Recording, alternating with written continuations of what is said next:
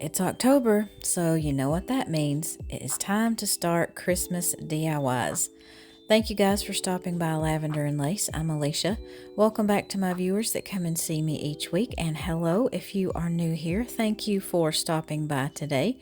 Please give today's video a thumbs up if you enjoy the projects. And let's kick off the Christmas DIY season. I picked up these ornaments from Hobby Lobby, and these are the glass ones. So if you have littles in your home, you might want to find some plastic ones.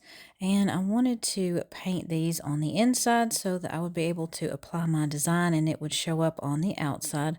So I just took some white acrylic paint and just squeezed that into the inside of the ornament. Just kind of tapped and shook that around until I had all of this covered. And I did pick this flatter style of ornament because it will just make it a little bit easier to get my design applied to the front of these. And once I had all of the paint on the inside, I did just put these upside down in a plastic cup and let all of that excess paint drip out. And I found these vintage Christmas designs on Creative Fabrica. I will link those for you guys in the description box.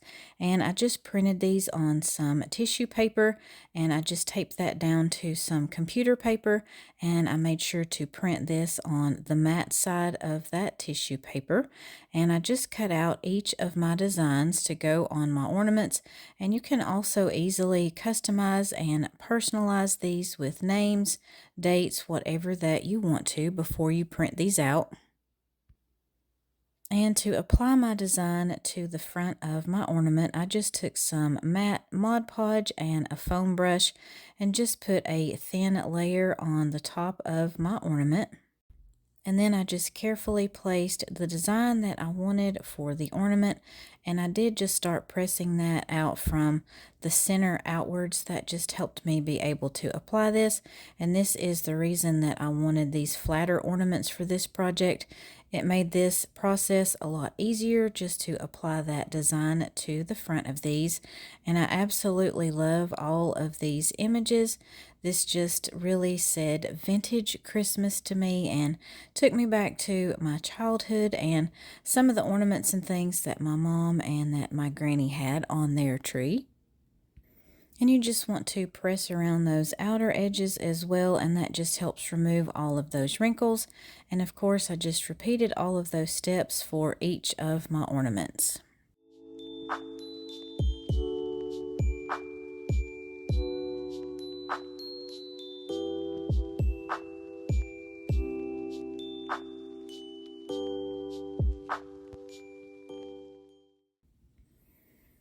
And I did want to add just a little bit of sparkle to these. I don't really like a lot of glitter for my projects, but I do like to add it sometimes for Christmas DIYs. So I did take just another layer, or I did put another layer of Mod Podge on my ornament, and this also helps seal in my design. And then I just sprinkled a little bit of glitter over the top of these, and after this dries you could also spray these with any kind of sealer that you might have, or hairspray even works well, and that would just help your glitter to stay on and not shed onto any of your other decor. And then once these had dried completely, all I had to do was put the top piece back on my ornaments. And just for a finishing touch, I just took some different colors of the ribbon that I have in my stash and just made some simple shoelace bows and glued those to the top of each of my ornaments with some hot glue. And that is it for these ornaments. These make great Christmas gifts, and I think I will need to make several more of these with all of these beautiful vintage designs.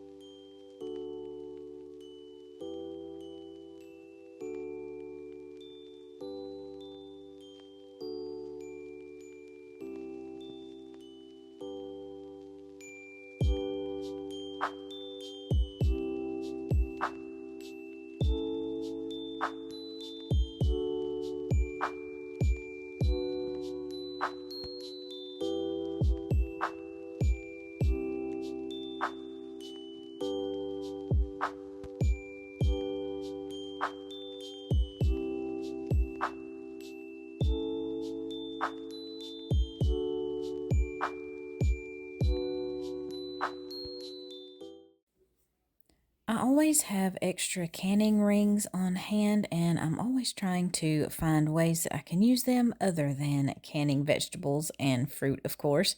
So I pulled out 10 of these, and these are the regular mouth size. You could probably use the wide mouth as well. It would just make your finished project a little bit larger. And I also pulled out two different colors of green yarn that I have in my stash.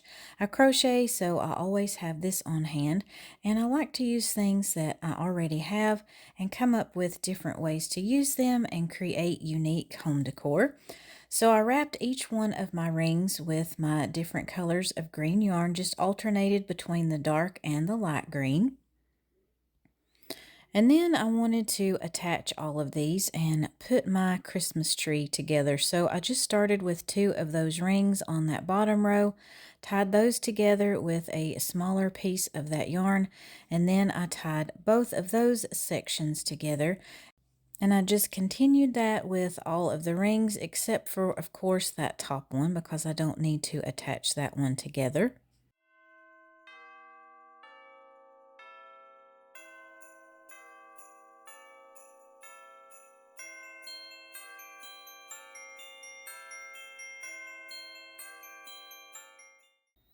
And then to put all of my rows together, I wasn't sure hot glue would hold these well, but it worked for me. So I just used some of that hot glue on the top of one of the rows of the rings where the other row would touch that. I just put that hot glue, and I did have to hold that in place until my hot glue set up, because these were just a little bit kind of warped once I had all of those tied together. They weren't exactly straight, so I did just hold those. And I also added a little bit of extra hot glue on the back just for some extra support. And for my tree trunk, I used one of these larger wooden dowels. I can't remember the diameter of this one. And I just measured that and cut it with my miter shears to the length that I wanted it. I just pressed down with those miter shears and got some score lines, and then I was eventually able to cut all the way through. And I did sand that off just to smooth that out a little bit. I just didn't show you guys that on camera. And I used my antique wax to stain my tree trunk, and I just added that with some hot glue to the bottom of my Christmas tree. And this did want to fall a little bit, so I had to prop it up. So I just used my scissors and held that in place until that glue set. And I had some of this ticking stripe fabric in my stash, so I just made a bow with that and glued that right at the top of the trunk of my tree, and that also helped to hide that hot glue there. Now I needed something to put my Christmas tree in, so I had one of these metal buckets that I found at Dollar Tree, and to cover that up, I just used some of my brown packing paper that I have on hand. I always just keep this whenever we get packages and things like that. It is great for crafting, and I just measured out the size that I would need to cover my bucket completely. And once I had the piece that I needed to work with, I did just wrinkle that up so I would have a lot of crinkles, and I just like the effect that I get from that. And to attach it to my bucket, I just used some glue dots, and I did put those down the side and along the top edge as well, just until I had all of my paper attached to my bucket.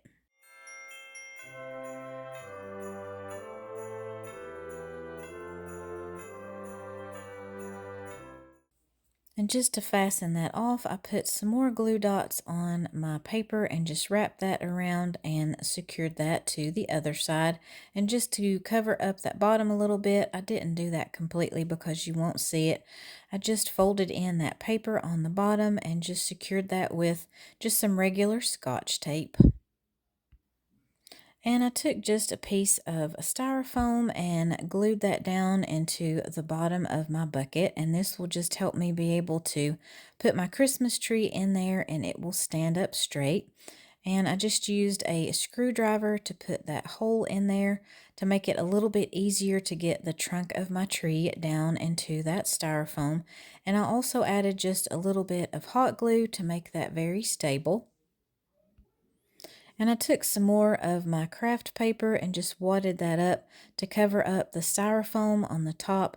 This just helped me fill that up a little bit so I wouldn't have to use as much Spanish moss, and it also helped to hold that styrofoam in place a little bit better. And I did use just some hot glue and glued some extra pieces down that were close to the trunk of my tree. And I took some smaller pieces of Spanish moss and just added that to the top of my craft paper. And of course, just used some hot glue to make sure that that would stay in place. And of course, my little mini tree needed some ornaments, and I also needed some hooks for those ornaments. The ones that I had on hand were just a little bit too long, and they didn't let me hang the ornaments the way that I wanted to. So I just took some wire cutters and some pliers, cut those in half, and made smaller hooks that worked a lot better with these ornaments. And I just put my hook on the inside of each of my canning rings. I did that first before I added my ornament. That was just a little bit easier for me. And I did pick these ornaments up at Hobby Lobby. I thought they were super cute, and I just love the design that these had. Of course, you could do anything that you might already have on hand, or you could find something on Amazon, or maybe something different at Hobby Lobby. And I just added an ornament to each of my canning rings. And I took some more of that ticking stripe fabric and I just cut down a smaller strip. I wanted to wrap this around the outside of my bucket just to give that a little bit of more texture and something a little bit more interesting on the bottom of that instead of just that plain brown craft paper. And I did pull off some of those extra strings on the edges just to fray those a little bit and make that look a little bit more rustic and farmhouse. And then just to tack that down on the front and help me to hold that in place, I used just a little bit of hot glue and wrapped that around the back and secured it with some hot glue.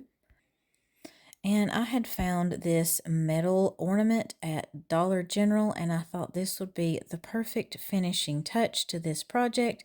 And I just glued that on the center of my bucket with some hot glue. I think this one turned out super cute, and I love how I only had to use very minimal supplies for this one and common items that you probably have on hand. Let me know what you guys think about this idea.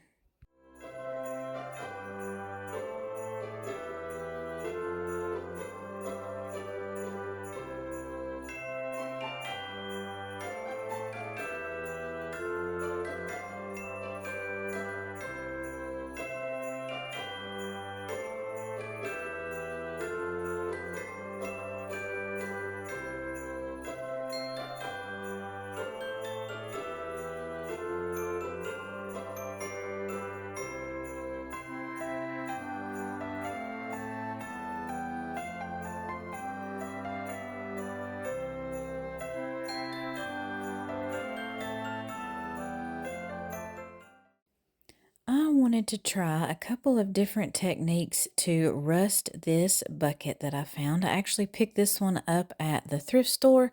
I've been wanting to add some more pieces like this to my Christmas decor. So the first technique that I tried, I just combined it was 1 quart of warm water and a half a cup of salt.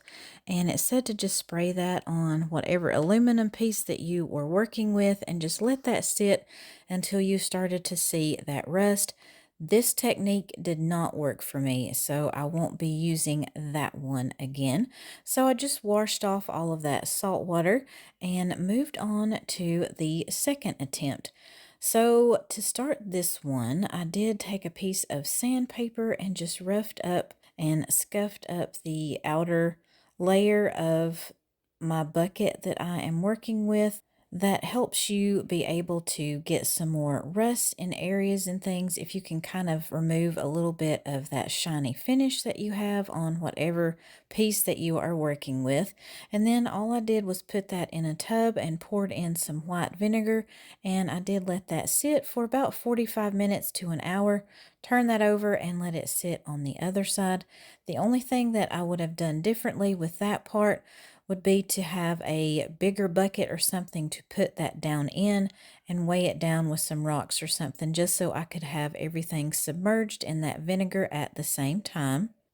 Now to get my design on the front of this, I just used some Dollar Tree vinyl that I had in my stash and cut out a stencil with my Cricut. Just reverse weeded that, of course, and applied it to the front of my bucket with some of my transfer tape. I used some white and green acrylic paint. You could use whatever colors that you wanted to for your project, and you could also use chalk paint if that's what you have on hand.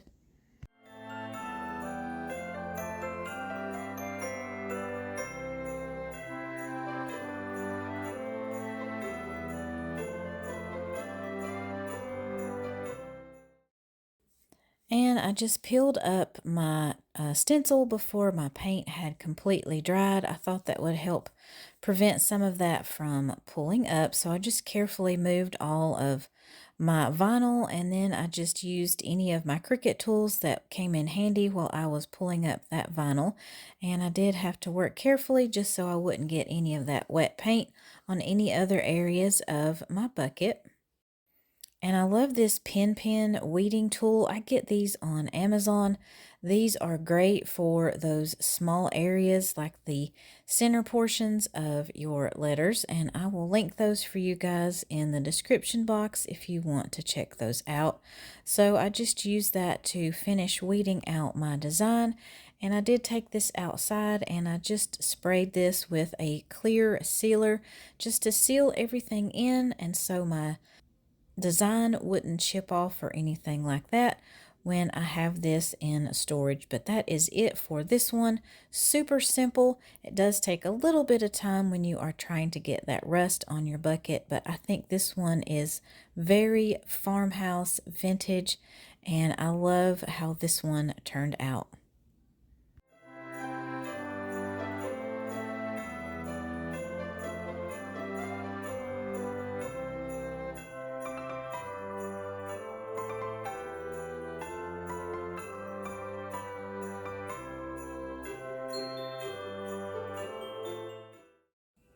That wraps up our Christmas DIYs for today's video. I hope you guys enjoyed these. Please give today's video a thumbs up, and I hope you will consider subscribing if you haven't done so already. Be sure that you click that notification bell so you don't miss any of my future videos. I hope you have a blessed day, and I will see you in the next one.